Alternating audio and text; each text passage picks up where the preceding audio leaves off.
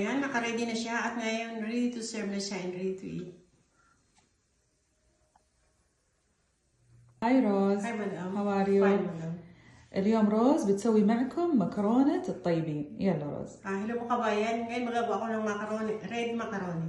Ayan, at niready ko na itong one box ng macaroni. Ayan, yung paganyan siya. At ngayon niready ko natin itong giniling. At naghiwa rin ako ng half ng bell pepper, small piece. At 2 tomato, small piece. At niready ko na rin itong mix ng ginger at garlic. At naghiwa ako ng 2 onion, small piece. At niready ko itong tomato paste. At salt, morat powder, turmeric powder at black pepper. At niready ko na rin itong hot chili. Init na yung pot, lalagay ko na itong giniling na meat. Haluhaluin ko lang siya hanggang mawala yung water niya.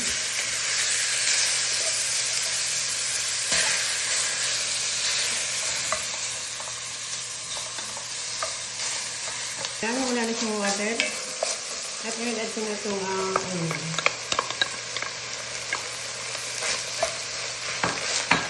mix ko lang siya.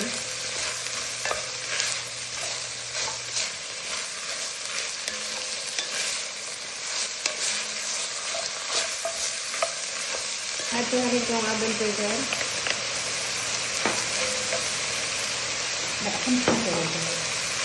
Ayan, mix ko lang siya.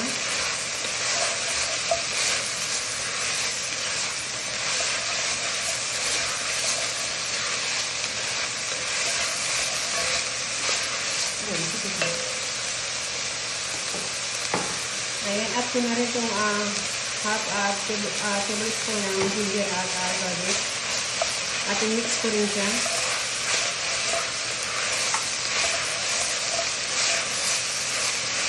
Lagay ko sa panabe at add ko na rin itong tomato paste.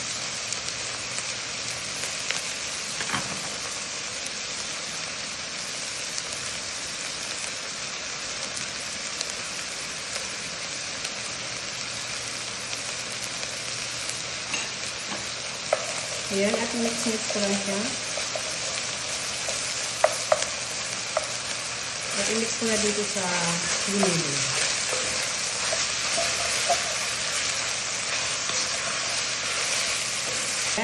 At i-add ko na rin itong tomato.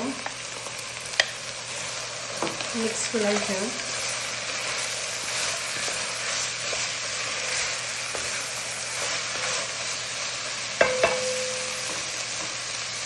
At ngayon, add ko na rin itong spicy. At i-mix ko siya.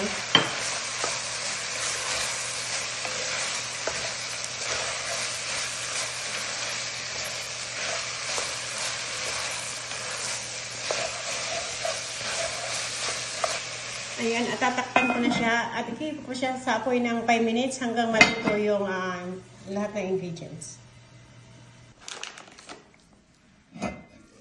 Ayan, after 5 minutes, i-add ko na din itong macaroni.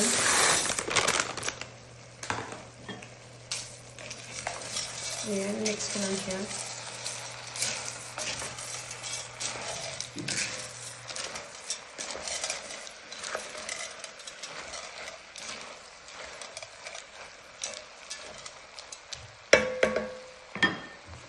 At add ko na siya ng water. Mix ko lang siya.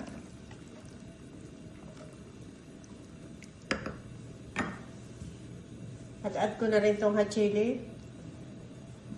Tatakpan ko na siya at kikip ko siya hanggang maluto.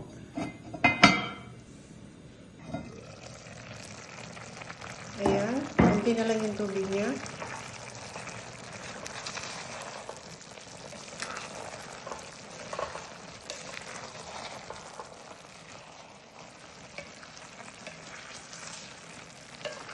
Ilalagay ko na dito sa malinis na lagyan.